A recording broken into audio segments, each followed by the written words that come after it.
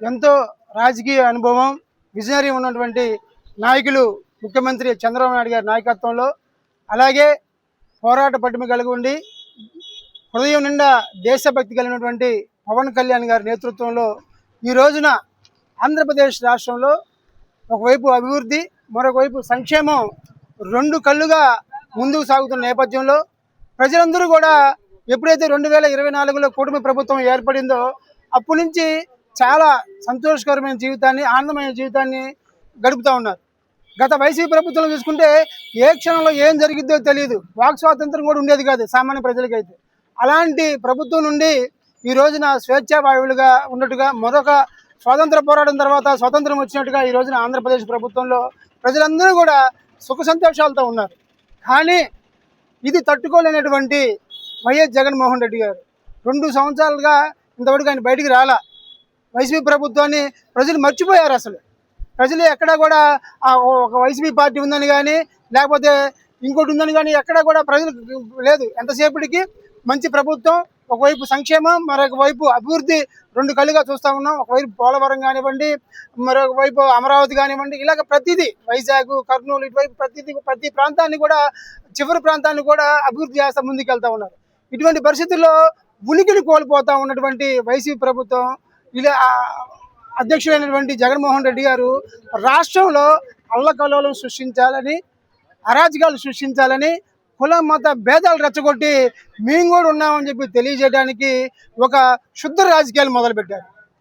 ఈ క్రమంలో భాగంగా వారికి అంబటి రాంబాబు గారు లాంటి నాయకులు ఒక పావుగా వాడుకుంటూ ఉన్నారు. మొన్న జరిగినటువంటి అంబటి రాంబాబు గారికి, ముఖ్యమంత్రి చంద్రబాబు నాయుడు గారికి జరిగినటువంటి వాగ్వాదంలో మధ్యలోకి కులాన్ని తీసుకొచ్చారు. అనింది ఎవరు? ఒక ప్రజాస్వామ్యంలో ఉన్నటువంటి వ్యక్తి, గతంలో మాజీ మంత్రిగా చేసినటువంటి వ్యక్తి అంబటి రాంబాబు గారు ఒక రాష్ట్రానికి ముఖ్యమంత్రి అయ్యి 66 కోట్ల మంది ప్రజలకు తండ్రి స్థానంలో ఉన్న వ్యక్తిని అసభ్య పదజాలంతో దూషించారు. ఈ రెండిట్లో చంద్రబాబు గారికి కానివ్వండి, అంబటి రాంబాబు గారు జరిగిన మధ్యలో కాపు కులం ఎందుకు వచ్చిందని అడుగుతా ఉన్నాం మేము కాపు సంఘం తరఫున. కాపులకి ఏం సంబంధం? అనింది రాంబాబు గారు ఇష్టం వచ్చినట్టుగా సభ్య సమాజం తలదించుకునే విధంగా, అప్రజాస్వామికంగా, మహిళలు తలదించుకునే విధంగా అవమానకరంగా మాట్లాడింది అంబటి రాంబాబు గారు. అంబటి రాంబాబు గారికి చంద్రబాబు నాయుడు గారిని అన్నారు. మధ్యలో కాపు కులం ఏం చేసింది? కాపు కులాన్ని ఎందుకు లాగుతూ ఉన్నారు? అదిగాక అంబటి రాంబాబు గారు ఎప్పుడు ఒక మాట అంటారు, నేను కాపు జాతికి సంబంధించిన వాడిని కాదు, కాపులు తిరుగుబోతులు, తిండిపోతులు, అలాగే నరమాంస భక్షకులు అనే విధంగా ఆయన మాట్లాడి కాపు కులాన్ని ఎప్పుడైతే అవమానకరంగా మాట్లాడాడో ఆ రోజునే కాపు కులం అంబటి రాంబాబు గారిని వెలేసింది కాపు కులంలో నుంచి. అసలు అంబటి రాంబాబు గారికి కాపు కులానికి సంబంధం లేదని చెప్పి 2021లోనే కాపునాడు కానివ్వండి, కాపులు కానివ్వండి అతను వెలేశారు. అలాంటిది ఈ రోజున రాష్ట్రంలో, ప్రశాంతంగా ఉన్న రాష్ట్రంలో కుల మతాలు రెచ్చగొడటానికి ఇలాగ అంబటి రాంబాబుని ఆడుకున్నారు. మేము అంబటి రాంబాబు గారిని, అలాగే వైసీపీలో ఉన్నటువంటి కాపు నాయకులను అడుగుతూ ఉన్నాం, వైసీపీలో మొలతాడు కట్టుకున్నటువంటి రెడ్లు ఎవరు లేరా? తగుదనమ్మా అని మిమ్మల్ని ఎందుకు వాడుతున్నారు? మిమ్మల్ని ఎందుకు బలిపరిచి చేస్తున్నారు? మీకు ఆలోచన లేదా? మీరెందుకు వస్తున్నారు? సుబ్బారెడ్డి లేడా? పెద్దిరెడ్డి లేడా? చెవిరెడ్డి భాస్కర్ రెడ్డి లేడా? అలాంటి ఎంతోమంది రెడ్లు ఉన్నారు కదా, వాళ్ళని ముందుకు పెట్టి వాళ్ళ చేత అనిపించగా చంద్రబాబు నాయుడు గారిని. వాళ్ళు అనరు, మిమ్మల్ని వాడుకుంటారు. మీరేమో జగన్మోహన్ రెడ్డి విసిరేసి ఎంగిలి మీదకు ఆశపడతారు. మిమ్మల్ని ఏమైనా అంటేనేమో కాపు కులాన్ని తీసుకొస్తారు. ఈ సందర్భంగా చెప్తున్నాం, వైసీపీలో ఉన్న కాపు నాయకులకి అలాగే కులానికి ఎలాంటి సంబంధం లేదు. కాపు అభివృద్ధి కోరుకునేవాడు, కాపు సంక్షేమాన్ని కోరుకునేవాడు కాపు నాయకుడు అవుతాడు. కానీ ఏదో రెడ్ల దగ్గర ఊడుకుని చేసుకునేవాడు కాపు నాయకుడు ఎట్ట అవుతాడు? వాళ్ళ దొడ్లో కట్టేసినటువంటి గొడ్డు నువ్వు. జగన్మోహన్ రెడ్డి గొడ్ల సావిడిలో కట్టేసినటువంటి గొడ్డువు నువ్వు కాపు కులానికి ఏం సంబంధం? అలాగే మనం తుని ఉద్యమం చేసాం. దేనికి? రిజర్వేషన్ల కోసం. కాపులకి అన్ని రంగాల్లో రిజర్వేషన్లు ఇస్తే వాళ్ళు ఆర్థికంగా, సామాజికంగా, విద్యాపరంగా ఎదుగుతారని చెప్పేసి ఉద్యమం చేశాం. ఎవరు? మీరే వెనక నడిపించారు ఆ రోజున ఉద్యమాన్ని. మాకు తెలియలే, ఆ కుట్రలు తెలియలే మాకు, కానీ మీ అందరూ నడిచాం మేము. కానీ ఈ రోజున తుని ఉద్యమాన్ని అడ్డం పెట్టుకొని మీరు అధికారంలోకి వచ్చారు, ఎమ్మెల్యేలు అయ్యారు, ఎంపీ అయ్యారు, మంత్రులు అయ్యారు, మేయర్లు అయ్యారు. కానీ కాపు ఉద్యమాన్ని, కాపుల జీవితాన్ని నాశనం చేశారు. కాపులకి గుండెకాయ లాంటి తూర్పుగోదావరి జిల్లా, పశ్చిమ గోదావరి జిల్లాలో 2019 ఎన్నికల ప్రచారంలో జగన్మోహన్ రెడ్డి ఏమన్నాడు? కాపులకి నేను రిజర్వేషన్లు ఇవ్వాలని ఖండికి చెప్పాడు. అంత కరాఖండిగా చెప్పినప్పుడు మీరేం చేస్తున్నారు? మీ నోట్లు ఆ రోజున ఎందుకు మోగపోయినాయి? కాపులని గుంతుచించుకుంటున్నా ఇప్పుడు మీరు ఆ రోజున కాపుల జీవితాలకి గొడ్డలు పెట్టి లాంటి రిజర్వేషన్ నేను ఇవ్వనని కరాఖండిగా చెప్పినటువంటి జగన్మోహన్ రెడ్డిని మీరు ఆ రోజున ఎందుకు ఎదిరించలేదు, ఎందుకు మాట్లాడలేదు? ఇంకా దారుణం ఏంటంటే ఈడబ్ల్యూఎస్ ఎకనామిక్ వీకర్ సెక్షన్ అంటే కేంద్ర ప్రభుత్వం వెనకబడిన వాళ్ళకి 10% రిజర్వేషన్ ఇచ్చింది. ఆ రోజున ముఖ్యమంత్రిగా ఉన్నటువంటి చంద్రబాబు నాయుడు గారు ఒత్తిడి మేరకు కానివ్వండి, కాపు కులానికి ఏం చేయలేదు, నేను ఇదన్నా చేద్దామనేటువంటి ఒక ఒప్పందం ప్రకారం కానివ్వండి 10%లో 5% కాపులు కేటాయించారు. అది కూడా నువ్వు అధికారులకు రాగానే తీసేశావు. దానివల్ల ఎంతమంది కాపు విద్యార్థులు, కాపు ఉద్యోగులు నష్టపోయారు తెలియదా మీకు?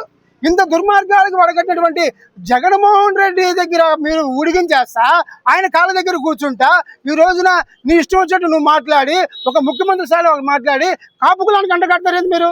కాపు కులానికి అంబటి రాంబాబు గారికి అసలు సంబంధమే లేదు.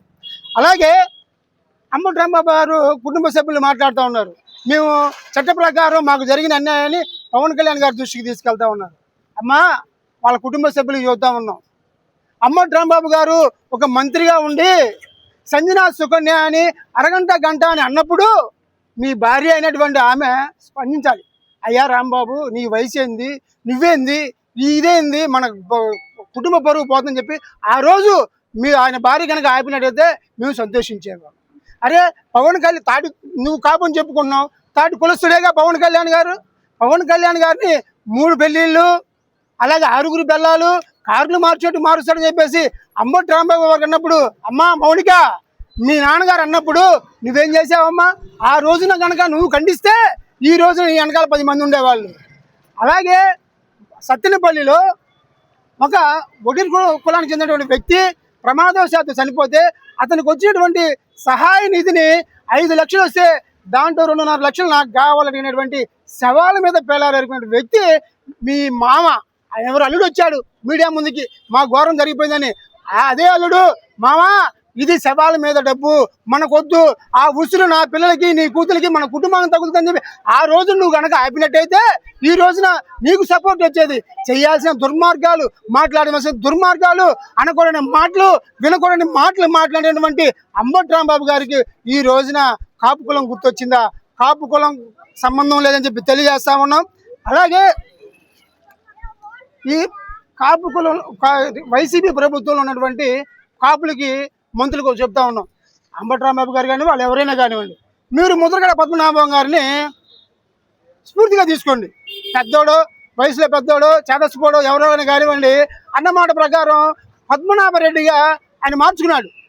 అలాగే మీరు కూడా వైసీపీలో ఉన్న కాపులందరూ కూడా కాపులని చెప్పుకునే అర్హత మీకు లేదు. కాబట్టి మీరు అంబటి రాంబాబు రెడ్డి, బొద్ద సత్యనారాయణ రెడ్డి, దాడిశెట్టి రాజారెడ్డి, వంగా గీతారెడ్డి, ఇలాగా రెడ్లు మొత్తం పెట్టుకోండి. పేర్ని నాని రెడ్డి ఉన్నాడు అక్కడే, అలాగే ఇంకొక గుడివాడ అమర్నాథ్ రెడ్డి ఉన్నాడు. మీరందరూ రెడ్లు పెట్టుకోండి. కాపులకి మీకు ఎలాంటి సంబంధం లేదు. కాపు సంక్షేమం కోరుకున్న వాళ్ళు ఎవరైనా సరే పవన్ కళ్యాణ్ గారిని అలా అంటూ ఉంటే, పవన్ కళ్యాణ్ గారిని వ్యక్తిత్వాన్ని ఇదే చేస్తూ ఉంటే అసలు అంబటి రాంబాబు గారికి ఫస్ట్ నుంచి కాపులు అంటే పడదు. ప్రజారాజ్యం పార్టీలో చిరంజీవి గారు స్థాపించిన దగ్గర నుంచి రాజశేఖర రెడ్డి గారి దగ్గర ఊడిగిన చేస్తా పవన్ కళ్యాణ్ గారిని, చిరంజీవి గారిని ఎంత వ్యక్తిత్వహనం చేశారో మనం అందరం చూసాం. రాజశేఖర రెడ్డి గారికి, జీవిత గారికి చెప్పి, సినిమా నటులు రాజశేఖర్, జీవితకి చెప్పి ప్రతిరోజు అరగంటకు ఒకసారి ఫోన్ చేసి చిరంజీవి గారిని తిట్టండి, మీరు బదనామం చేయని చెప్పి ప్రోత్సహించింది అంబటి రాంబాబు గారు కాదా? అలాంటి వాళ్ళకి మీరు చేసేది.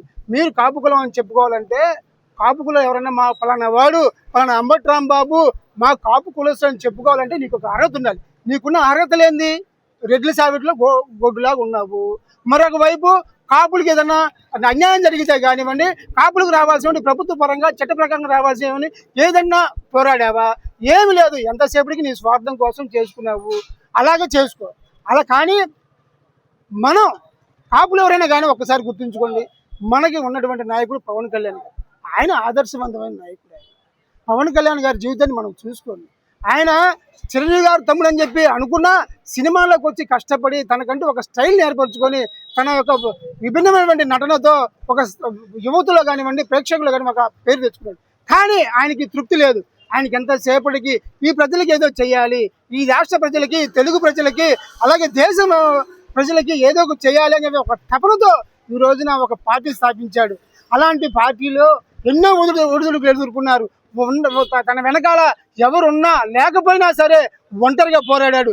తను పోటీ చేసిన 2 చోట్ల ఓడిపోయినా కూడా మళ్ళీ నిలబడి పడిలేచిన కెరటం లాగా ఈ రోజున దేశంలోనే మొత్తం తిరిగి చూసి ఆంధ్రప్రదేశ్లో ఎవర్రా ఈ పవన్ కళ్యాణ్ 21 సీట్లు గెలిస్తే పోటీ చేస్తే 21 సీట్లు గెలిచినటువంటి వ్యక్తి ఎవర్రా అని చెప్పి దేశమంతా కూడా ఒకసారి చూసేలాగా చేశాడు. ఆయన మాకు కాపు కులానికి ప్రతినిధి, కాపు కుల గౌరవాన్ని పెంచిన ఆయన సొంత డబ్బులతో కౌలు రైతులకి 30 కోట్ల రూపాయలు ఇచ్చినటువంటి వ్యక్తి పవన్ కళ్యాణ్ గారు. ఈ రోజున దేశంలో అత్యంత ప్రభావితం చూపించేటువంటి 4 వ్యక్తుల్లో పవన్ కళ్యాణ్ గారు ఉన్నారంటే అది కాపు జాతికి. అలాగే ప్రపంచ దేశాల అధినేతలందరూ కూడా మోదీ గారు అనుకుంటే మోదీ గారు ఎప్పుడైనా సరే మేరే పీచే మే పవన్ కళ్యాణ్ అంటాడు, నా వెనకాల పవన్ కళ్యాణ్ ఉన్నారంటారు. అది గర్వకారణం కాపులకి ఎవరికైనా సరే. ఈ సందర్భంగా కాపులు చెప్తున్నాం, పవన్ కళ్యాణ్ గారికి కాపు కులాన్ని అంటగట్టమాకండి. ఆయన విశ్వ నరుడు. ఆయన ప్రతి కులాన్ని ప్రేమించినట్టుగానే కాపు కులాన్ని కూడా ప్రేమిస్తాడు తప్ప వేరే ఏమన్నదు. ఆయన విశ్వ నరుడు. ఆయనకి కులం రెల్లి కులస్తులు కావాలి, ముస్లిమ్స్ కావాలి, దళితులు కావాలి, అందరూ కావాలి. అందుకే ఈ రోజున మన రాష్ట్రంలో కాదు ఏ రాష్ట్రంకి వెళ్ళినా కూడా బ్రహ్మరథం పడుతున్నారు. అది కాపు కులం అని చెప్పుకుంటాం. మేము మెగా ఫ్యామిలీ కుటుంబ అభిమానులు అని పవన్ కళ్యాణ్ గారు లాంటి నాయకుడు మా కులం అని చెప్పుకుంటాం. కానీ నీలాగా రెడ్డి సాబిట్లో బొడ్డులాగా పనిచేసే వాళ్ళని, మీ స్వార్థం కోసం కాపు కులాన్ని తాకట్టు పెట్టే వాళ్ళని మాత్రం మేము ఎప్పుడు కలుపుకోము. నీవు కాపు కులానికి అంబటి రాంబాబు గారికి ఎలాంటి సంబంధం లేదని చెప్పి కాపునాడు తరఫున జనసేన కూటమి తెలుగుదేశం బీజేపీ తరఫున మేము అందరం తెలియజేస్తా ఉన్నాం. ఇక్కడైనా సరే ప్రజలు ఒకసారి గమనించండి. ఈ రోజున జగన్మోహన్ రెడ్డిని మర్చిపోయారని చెప్పి ఈ రోజున క్షుద్ర రాజకీయాలు చేస్తూ ఉన్నారు. రాష్ట్ర ప్రశాంతంగా ఉన్నటువంటి రాష్ట్రంలో కులమత ఘర్షణలు చేయడానికి ఉన్నారు. కాబట్టి ప్రజలందరూ సమయం పాటించాలి. అదేవిధంగా కూటమి నాయకులు కూడా సమయం పాటించాలని చెప్పి కోరుకుంటూ ఈ రోజున మా కాపులందరికీ కులదైవమైనటువంటి వంగవీటి మోహన్ రంగ గారికి వినతి పత్రం ఇచ్చాం. అయ్యా వైసీపీలో ఉన్న కాపులందరికీ కూడా మంచి బుద్ధి ప్రసాదించమని చెప్పి ఆయన వేడుకున్నాం. ఇప్పటికైనా వాళ్ళ కళలోకి రంగా గారు వచ్చి అయ్యారే మీరు మారండి రా బాబు, మీరు చరిత్రహీనులుగా మారకనని చెప్పి తెలియజేస్తారని చెప్పి కోరుకుంటాం.